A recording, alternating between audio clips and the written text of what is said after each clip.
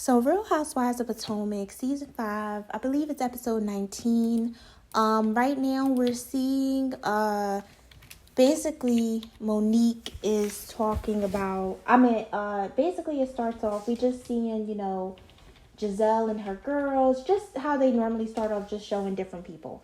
And then we go into Robin saying that they're going to have her and Warner hosting a holiday party. They do it every year, but it's just funny that they only show one picture from one year of them doing it, but whatever. She says they do it every single year.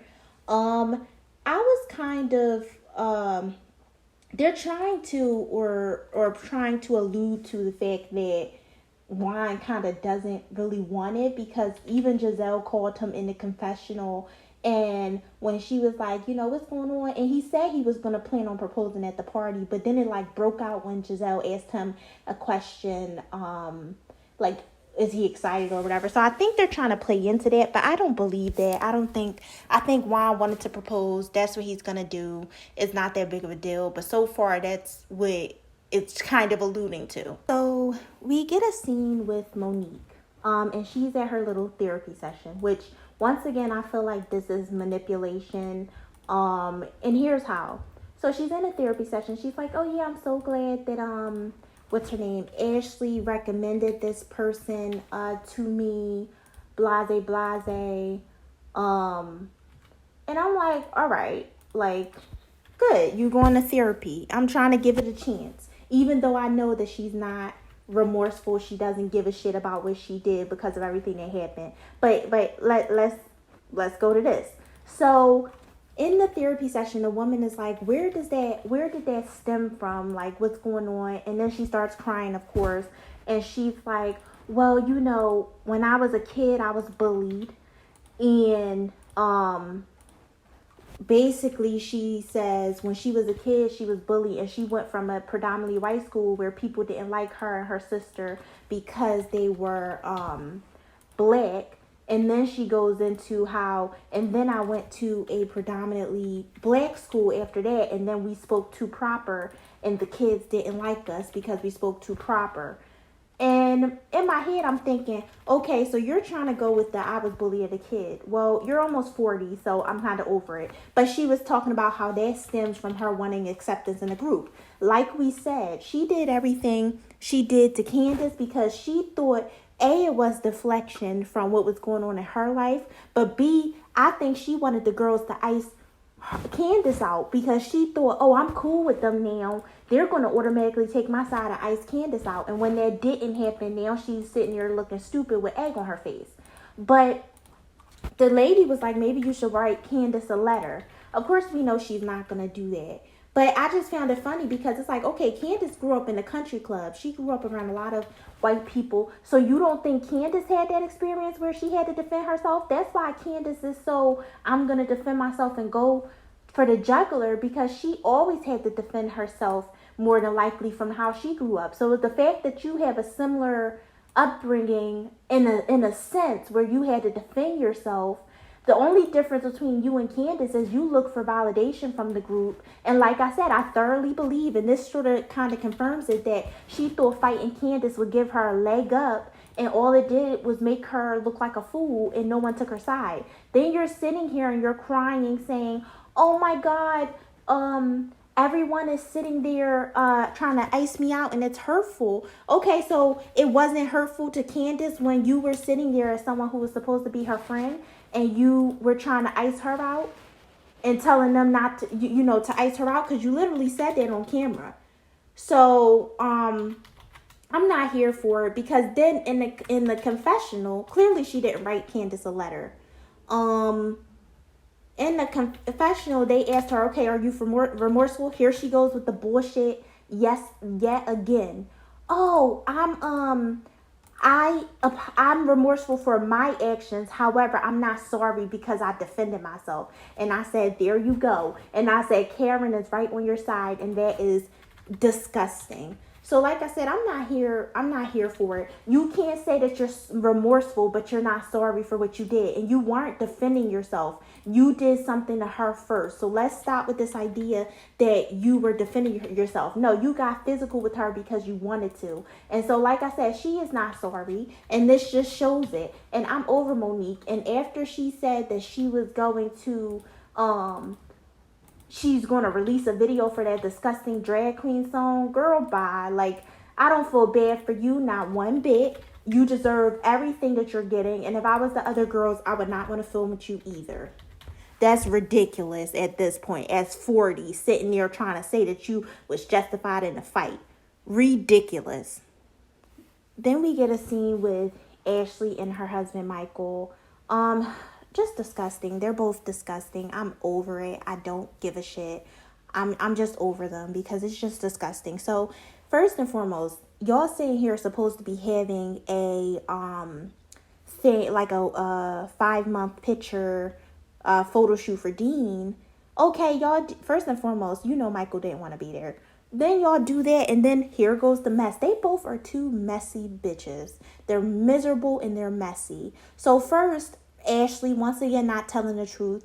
Candace came to the wig shift party completely fine and happy. Your messy ass made it seem like Karen invited Monique and invited her to try to set Candace up and set everybody up. Nobody else said anything. Candace couldn't care less. The only problem she had was Karen tried to invite her early as well. But you said Darren was being messy. When Candace came, she was perfectly fine. So you sitting there saying to Michael, oh, Candace found out Monique came early, and of course, and Michael's like, of course she got an attitude because she can be a victim for another day. First and foremost, shut the fuck up, Michael. She was a victim. She got assaulted. But let's go a step further. You sit here and we're going to see that Chris just moved you back out of his face. Didn't even push you, just politely moved you back out of his face. And you were sitting there spazzing out, going crazy, saying you're going to call the cops and shit. So who are you talking about, victim?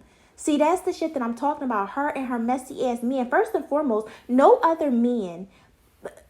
This is how I'm telling you. Chris and Candace are happy. They don't give a fuck about these people. They go to film and then they go about their business. I never met a husband who's so into women's business, similar to how Peter was into women's business on Real Housewives of Atlanta. Like, why are you so messy? Then she goes into Then Michael said, then she's like, oh, I think Michael is still upset about how Candace came for him last year. Yeah, because he sexually assaults people. He's a disgusting old predator. She had every right not to want to be around him. Then Michael's like, oh, well, you know, her and Chris, they don't want to genuinely know someone. No, I don't want to deal with somebody who's a sexual predator. I'm not dealing with anybody who supports that. So you're absolutely right. Then they're like, well, the Samuels, you know, and Chris Samuels and all that. And this is what I mean by an alliance. So Monique, you and your husband are disgusting as well because y'all know he sexually assaults people. And in order to have an alliance, which you really don't need, well, you need right now, but you didn't need in general before, you will sit there and hide tapes, allegedly, and do all this other shit. It's disgusting. He's a sexual predator. And so, yeah, Chris and Candace, rightfully so. I don't want to deal with you. I don't even really want to film with you like that. But even when I film with you, I'm not going to be near y'all. Absolutely the fuck right. Disgusting. Nasty and disgusting. And so, then she talks about how Juan is going to propose to whatchamacallit. Here goes Michael's nasty, messy ass. What he say? Oh, yeah, that's not going to work. He's like, that's not going to work. That's not going to work. And I'm just sitting there like, what the fuck are you even talking about? Like, he wants wine. That's what it is, because that's the dick that you said that you wanted to suck, as we know. You want some younger dick. That's what you want. You don't want Ashley. You want some younger dick, and you want Ashley to deliver it on a platter to you. We know how y'all do. But you sitting here hating on Rhop and his marriage. Listen, that's between them. You mad because Juan isn't proposing to you. Just disgusting. Like, I'm like, oh, aren't y'all supposed to be having a shoot for y'all baby? This be the shit that I'm talking about. Miserable, messy, disgusting. Not here for them. So we get a scene with Candace and her mother, and they're going to get their nails done. And like I said, you can see that they're in a much better place than they were. And she mentions how, now that her and her, like everything she's went through with Monique, her mother has been very supportive of her. And as we know, they've been very honest about their relationship and how she feels about her mother. But it's good to see they're in a better place. They both looked really cute. And Candace was just saying, how her mother has been supporting her and how she appreciates it. And she can see herself giving that love and support to a child. And like I said, I'm here for her and Chris having some cute little babies. I think she's very mature for wanting to wait and get therapy because of how she felt she was raised. And so now her being open to it, I'm just happy for Candace. And I think her and Chris are a great couple. So there should be no issue with that. And her mom was like, well, now I'm getting older. Maybe I can move in with you, child. Candace's face was like, I don't know about all that. But it was just funny because it's like, I'm like, you see them in a better place, and she's talking about children, and Candace is just so positive. Like, outside of sometimes saying some, stuff on social media and replying to people, besides that, you can tell that Candace is very happy with her husband. And that's my thing. People are jealous of Candace because A, she didn't have to marry for money. She could actually marry for love. And B, she's prospering. And that's why I be saying, Candace, stay off of social media because you don't want to harm yourself by being on social media. But Candace is prospering and she's happy, and you can see that she's happy. The only time she's ever in any strife is when she's in front of the girls. And she mentions how she just feels like she made a mistake in looking up to Karen. And I believe the same thing because now we're seeing that fame is going to Karen's head. Because now, instead of doing the right thing, she's siding with Monique because of an alliance. And it's hurting her relationship with Candace. And I do think she had a lot of love for Candace, but now it's alliance is more important than love and friendship. So it is what it is, but I'm glad that she's seeing it now. So we get a scene with Karen, and she's packing for going to HSN to present LaDon, which congratulations to Karen. It's good that she's prospering. I'm always happy to see Black women prospering. So she talks about, the party and how she was disgusted by their behavior. Karen, I was disgusted by your behavior. I was surprised that you did all that shit at your event. And then you didn't want to call Ashley out for her messiness, but you want to talk about the other girls. Ridiculous. Anyway, she says, I hope Candace knows I wasn't trying to set her up. So she texts Monique to come at 4:30. And then she texts Candace and said, come at 6:30. But Karen, that's not adding up to me because A, if you text Monique to come so early and then for Candace to come almost 2 hours later, how is it that Monique was being rushed out but had just got there? So you were rushing her out before the girls got there. But why is it that you were rushing her out if she would have already been there for 2 hours? That's what I mean by bullshit. That didn't make absolutely any sense. And I think it's her trying to cover her ass. But she was really being messy with that situation because that doesn't make any sense. If Monique had got there at 4:30 and was there filming for 2 hours, why would she feel like you was rushing her out? Why would we feel like you were rushing her out? Because she was there for 2 hours, it wouldn't have been no rush. You get what I'm saying? So that doesn't really make any sense. So I don't believe it. I believe that her and production was trying to be messy because that's just not adding up to me. It's not. Also, once again, Ashley being messy, you didn't say that Karen asked her to come so early so they wouldn't meet. If that was really the case and Monique felt like she was being rushed out after 2 hours, even though it only seemed like, as she made it clear, damn, Karen's rushing me out. I can't even have a drink. You weren't there that long. That's why I'm saying it's all bullshit. But Ashley is messy for even bringing all that up. So then we get a scene with Robin and Juan, and they go to therapy. And this was very eye-opening. She basically lets us know that they met in 1996. Shout out to 1996. I was born in 1996. Juan was a junior in high school. He had just lost his parents. She was a senior. And her family sort of took him in like a son. And so they were together since they were that young. And then they were together throughout college. And then he went to the NBA. She was an NBA player's wife. She had 2 children. And so they married in 2005 and got divorced in 2012. So basically for these last, I guess 8 years, they've still been living together and all that stuff, but just not technically being together or kind of being together. I don't know. But they go into his infidelity. And he says that, his needs was not being met by her. And she was saying how, she was barely sleeping. She had 2 kids and she didn't even want to fight the divorce because it was just kind of like inevitable. So neither of them really fought for that relationship at that time. His was more for selfish reasons, though. His was you basically what a lot of men, I think, do. Not all. Well, a lot of boys do, not men. Let me clarify. You're not giving me the attention, so I'm going to get the attention from somewhere else. What was she supposed to do? She had 2 kids and you were working all the time. He's like, the love, the affection, the intimacy I was getting, and I was getting emotionally attached to other people. When you put looks and sex above the person itself, that's when you get issues like that. There should have never been a time that she had 2 young children and she's not hip to wanting to do all that, and you're sitting there basically making it seem like it's a problem. I wasn't here for it. I'm not here for it, not one bit.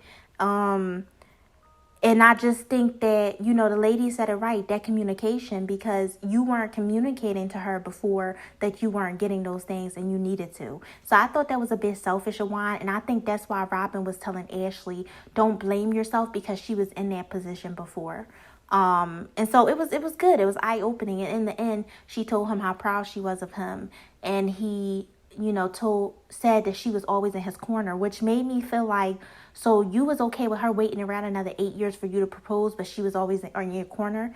Like, to an extent, like, I'm happy they're getting together, but it's like, ladies, value yourself.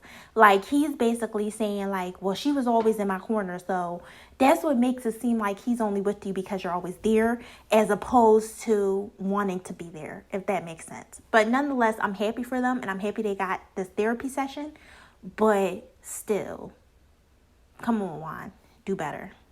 So we get to the anniversary party. Everyone's arriving. Everyone looks good. Even Giselle. I think Giselle actually looks really good. I think everyone looks nice. We're just seeing everybody get there. Michael is already being very nasty, talking about something he's not drinking or whatever, but he's being very messy. He was all in Giselle's business about Jamal, and Giselle was like, Michael, like, go somewhere, go get a drink. Same thing with Robin, asking a lot of questions about Juan. Then Candace comes in. She says a general hello to them, unbothered by them because they're miserable and messy. She hugs Giselle and Robin, but says a general hello to Ashley and her man, Michael. And Michael is already being nasty. Like, he made a comment about, oh, you like Candace's singing. And then, Juan and Eddie was talking to him, and they were like, yeah, because we haven't seen you because you wasn't at Candace's, anniversary party. And he's like, why would I be there?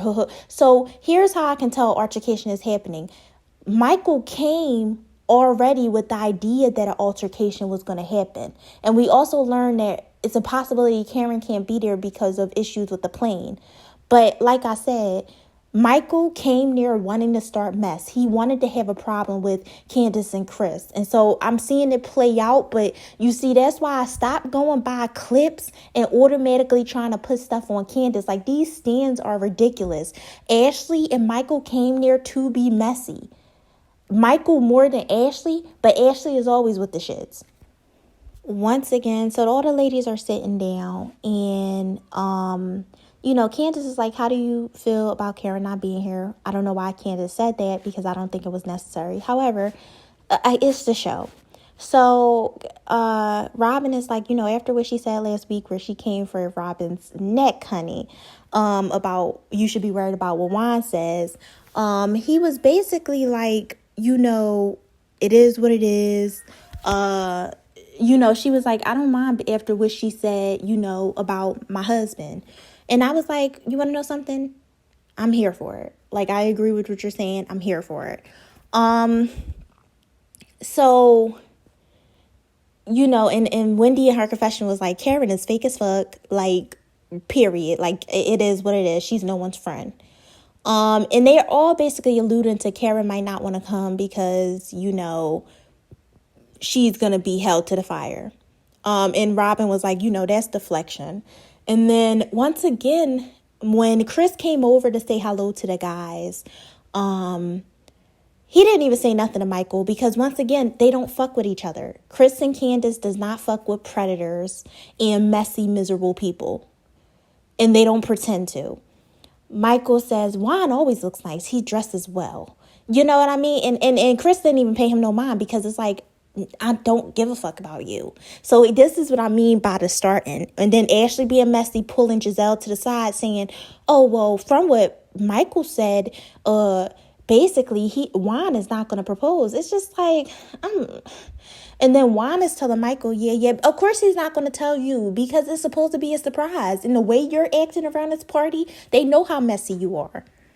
Once again, Michael is just being messy because when Giselle goes to get him and she's talking like, hey, like, what's going on? You told Ashley such and such. He's sitting there like, oh, well, we all know he's been reluctant to, do it. And Juan's my man. Like, he's just disgusting. And you can clearly see that he wants Juan and that's why he's mad. Juan is not your friend like that. Juan was not worried about you. You were on Juan's dick the whole night pretty much. Like, just like I said, you came with negative, messy, disgusting energy. It's ridiculous. And Chris and Candace was not paying you no mind. And that's what bothered you because you're so bothered by them because they don't give a fuck about you. So they tried to make it seem on the trailer that Candace didn't do good with the performance, but she actually did do good with the performance. And I like that Robin asked her to perform her song. And here go hating ass Ashley. You see, this is what I'm talking about. Candace and her husband are paying y'all dust. And you and Michael are so bothered by that. Y'all want a moment. And they're not giving it to you right now. It's just ridiculous. Now, y'all going to get a moment because y'all going to provoke to start it. But they're not giving it to you because they don't give a fuck about you. Period. Actually talking about anything sounds good with a go-go beat. Girl, that Coffee Love song, no matter if you put a go-go beat or not, it's still trash. Don't try to shit on somebody else's blessing because you don't have a pot to piss in. Seriously. Juan proposing was a beautiful moment. You could see how happy everyone was for them. It's just beautiful. The party was beautiful. Juan proposing was beautiful. And who a hating ass motherfucker in the back? Motherfucking Michael. It's just disgusting. Ashley should have kept him home. This is really, really disgusting. Ashley should have kept him home. He does not know how to act. It's like he's Juan's lover. Like, he wants Juan. It's disgusting. Why can't he be happy with Robin? Trying to make it seem like you know something that you don't actually know. It's ridiculous. Disgusting. But I'm glad Candace, Wendy, everyone is so happy. And it's just beautiful to see. Especially after a season of so much shit going on. This is where I like Giselle. She threw the best shade right after he proposed. Giselle was like, what do you have to say now? She called Michael Crocodile Bundy. I almost fell the fuck out. But she was like, what do you got to say now? Are you just upset because you wanted wine for yourself? I said, we all see it. Hating from the sidelines. A mess. Michael is just weird, and I don't want Juan around him. It's just this party. Oh my God. Like, Michael's just nasty. Then he wants to take shots and fake congratulate Juan.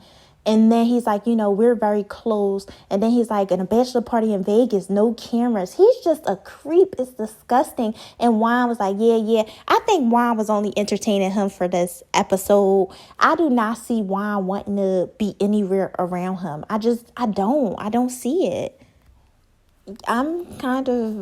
It's kind of weird. Like I said, Ashley's husband is out of control and he has something. I don't know why she even had him at this party. It's disgusting and ridiculous. He even had the audacity to say that, to Charisse, because Charisse showed up, her like guy friend who she bought, oh, you're nice looking, second only to Juan. Like, fuck are you talking about? And then he said, are you gay? Because I'm not, or something. And Michael was like, don't assume that about me. No, you making it seem that way.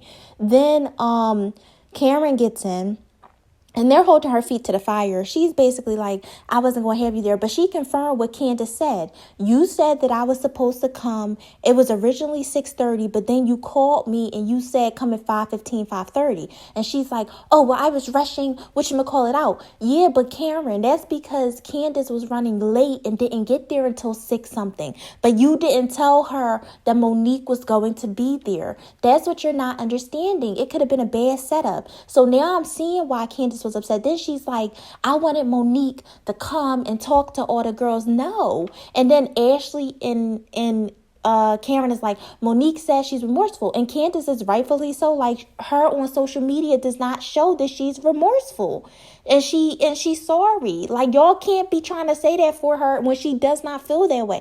It's ridiculous. It's ridiculous. I see why Candace is snapping. I see it, and I'm glad that it's showing it. But of course, Monique stands will still have an issue with it. But this just shows it's bullshit. It is. So Candace is visibly upset. She's, telling Karen. Now, mind you, Michael sitting there like a creep chooses to go up to Chris and get in his space and whisper to it, be on his ear yelling, control your wife. Mind your fucking business. And that's why Chris moved him out of his space. So, and then Michael acting dramatic. He hit me. And then here come Ashley, big ass. Like I said, motherfucking Hey Arnold, sitting there not getting the full facts and trying to say, you saying Monique is out of control, but look at you, look at your husband. Had nothing to do with Candace, mind you. But like I said, they came near to start some mess because they're messy and it's disgusting. Period.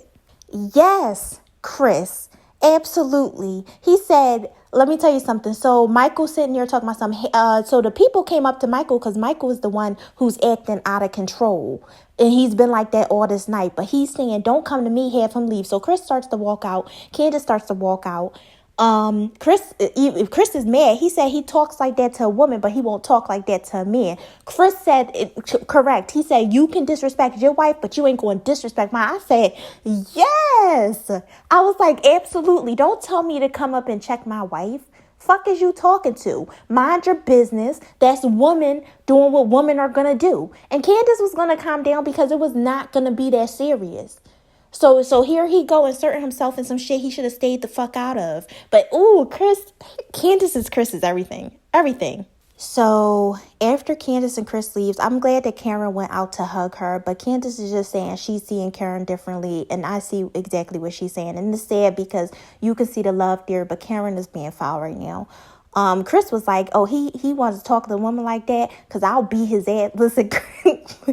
Listen, I love Chris Bassett because he said it right. You like to talk to women like that, but you ain't going to really pipe up to no men. Don't come in his ear and say nothing because right when he started moving you back, you was talking about the cops. You came in his personal space. It's no comparison to the Monique and Candace situation where there was a table between them and they were having a mutual engaging conversation and then Monique went ballistic on her. It is not the same thing. So, they go to, the different stuff and it says that Candace and Chris wants to have a baby, but not Aquarius baby. And they put that Candace's mother is an Aquarius. Karen and Ray, that Ray are still working on the 3 words, that Ray wants to move to Florida. Robin and Juan are still working on, moving forward. Giselle, supposedly her kids are more accepting of her relationship with Jamal. We know that's a lie. But he still lives in the phone, Bravo being shady. Wendy doing better. Her mom still wants her to brag about her being a professor. So, Robin and Juan being together, planning to buy a home. So after that, Candace and Chris leave.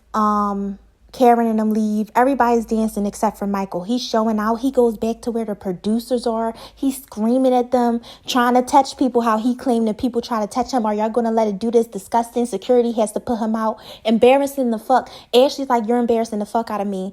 Then they literally show his ass. Ashley pretending to be so upset. And then what does it do? It says that they're now expecting baby number 2. The next day they went to the Bahamas and they say they're stronger than ever. It's trash. They're trash. period. That whole, he wanted to ruin it because he wants Juan, and it's ridiculous. And I'm glad that now we see, because they try to make it seem like, oh, it's Candace. No, like I said, if you're really an unbiased person, no matter whether you like Candace or not, I personally like her. She did nothing wrong this season. It was everyone else. It's ridiculous. Like I said, Michael is trash, and Ashley needs to worry about that than trying to worry about everybody else. When you're trash and you're with somebody who's trash, y'all just be trash together. We end with the last interviews from Candace and Monique.